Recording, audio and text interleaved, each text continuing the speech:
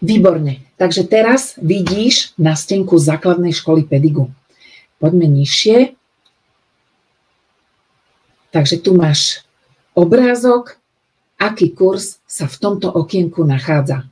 Takže tu máš zvonček, zvončekovo. Takže keď by si klikla na tento nadpis, tak sa dostaneš na stránku, kde je kompletný kurz s rozpisom, čo si treba kúpiť, na čo treba brať zreteľ, ako začať a teda kompletný videonávod.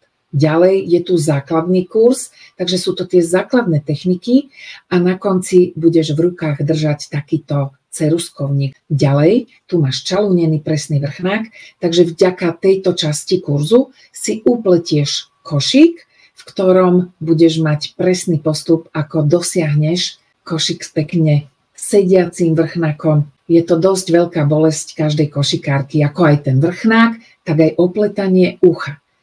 Máš v tejto časti kurzu. Veľký košík. Tak to je naozaj taká vec, kde vidím veľmi veľa košikárok zlyhať. Veľmi veľa košikárok chce robiť veľké košiky. Niekto chce košík na prádlo. To je prvá otázka, ktorú dostávam. Dá sa upliesť košík na prádlo? Áno, dá. Ale na to musíš mať inú technológiu. A ja som vyvinula takú metódu, vďaka ktorej si dokážeš upliesť aj veľký košík na prádlo. A bude krásny, budeš ho robiť oveľa kratšiu dobu, ako by si ho chcela pliesť klasickým spôsobom.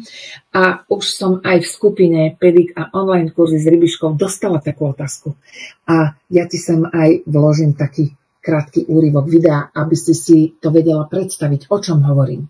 Takže veľký košík, veľmi, veľmi, veľmi vítaný košík medzi pedigovými košikárkami, pretože vďaka tejto technológie ho dokážeš upliesť pekný, bude aj veľký, upletieš ho rýchlo a budeš s ním spokojná.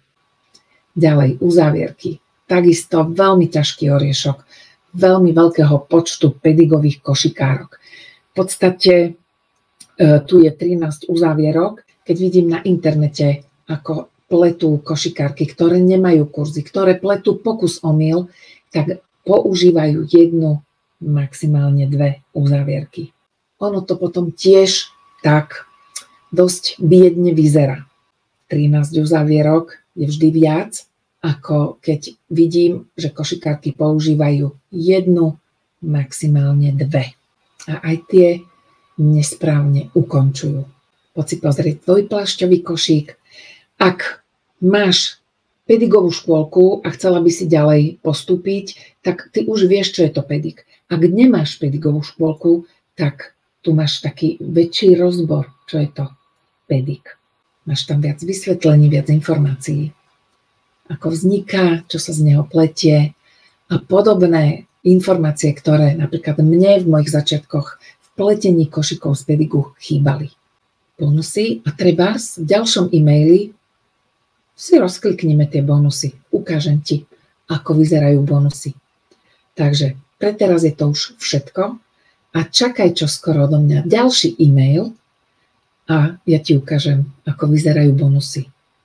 Možno ešte nepletieš, možno ty ešte nevieš oceniť, čo znamená všetko to, čo v tých bonusoch nájdeš.